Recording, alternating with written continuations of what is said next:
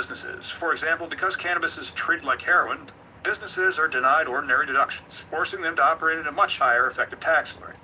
Conversely, reclassification to Schedule III would not only recognize its medical value, but would also allow companies to operate on a level playing field with other legal industries. This is very important in a sector that has already invested billions in compliance and innovation. Moreover, think about the impact on research. Currently, cannabis is one of the most difficult to study substances simply because of its Schedule I status. It creates huge regulatory hurdles. Researchers eager to explore its potential benefits for conditions like epilepsy, chronic pain, or PTSD are denied by red tape. Reclassification would pave the way for more extensive clinical trials and evidence-based assessments that could finally put science in control of the conversation. But let's not overlook the DEA's concerns. Their lengthy statement emphasized that unapproved cannabis and cannabis-derived products have not undergone rigorous FDA approval clinical trials needed to confirm safety and efficacy. These concerns aren't baseless. Cannabis can impair driving, affect cognitive functions, and potentially contribute to mental health issues. It's used as a drug for its psychoactive purposes, after all.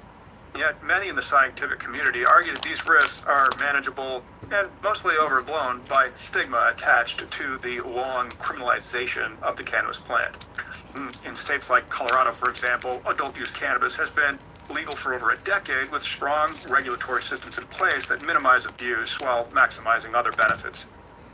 Politically, there's another layer. Polls show an overwhelming public support for medical cannabis reforms. Polls show approval rates as high as 88%. Voters see the outdated Schedule I classification as a relic that unjustly criminalizes millions. However, despite this public sentiment, the federal machinery seems determined to move on it not at all. It's like the difference between an instantaneous gratification of a smartphone app and the sluggish pace of 10,000 hours of concentrated practice to gain expertise.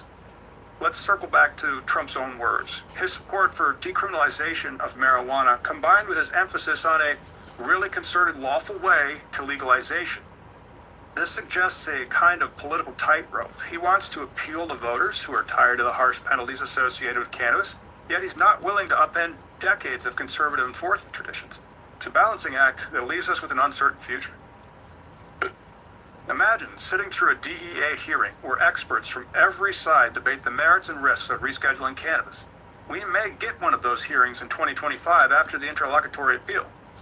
The clock ticks away while the audience, cannabis businesses, researchers, patients, and you, wait with bated breath for a decision that could reshape an entire industry. It's a high-stake drama where the outcome is murky as heck, and every participant is playing for keeps and their own interests.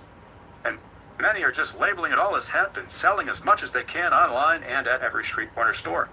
In the meantime, the economic implications continue to mount for real cannabis licenses. Under Schedule I, legal cannabis businesses are forced into a penalty box of sorts, paying much higher taxes and often getting debanked. If cannabis were rescheduled to Schedule III, these businesses could finally access standard tax deductions and compliance with federal law, dramatically reducing their operations costs. And for an industry that has grown by leaps and bounds, this isn't just a technicality. It could be a windfall that could drive further investment and innovation. Jamie Dimon even said that JP Morgan would bank cannabis if it were legal to do so. Plus, for researchers, reclassification would be a dream come true. With fewer regulatory barriers, scientists could conduct comprehensive studies, develop new therapies, and even discover unexpected benefits of cannabis that could perhaps revolutionize medicine.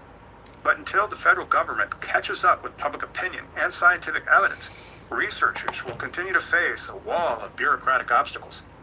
And so where do we stand? Based on these early signals, if you thought Trump was going to legalize it or at least reclassify cannabis rapidly, you may need to adjust your expectations. Internal resistance from bondies and also law enforcement's best friend, Derek Maltz, and his unwavering caution over the DEA, and then RFK saying it's the DEA's shot to call. This all points to a slow, incremental process at best, and possibly no change at all. Yet despite these challenges, the pressure from public opinion is undeniable. 88% of voters across the country are calling for federal medical marijuana, and most states have already taken bold steps to regulate cannabis in ways that contradict federal classification. Conflict of state-level innovation and federal inaction creates a tension that should force a change in long-held cannabis policies. As we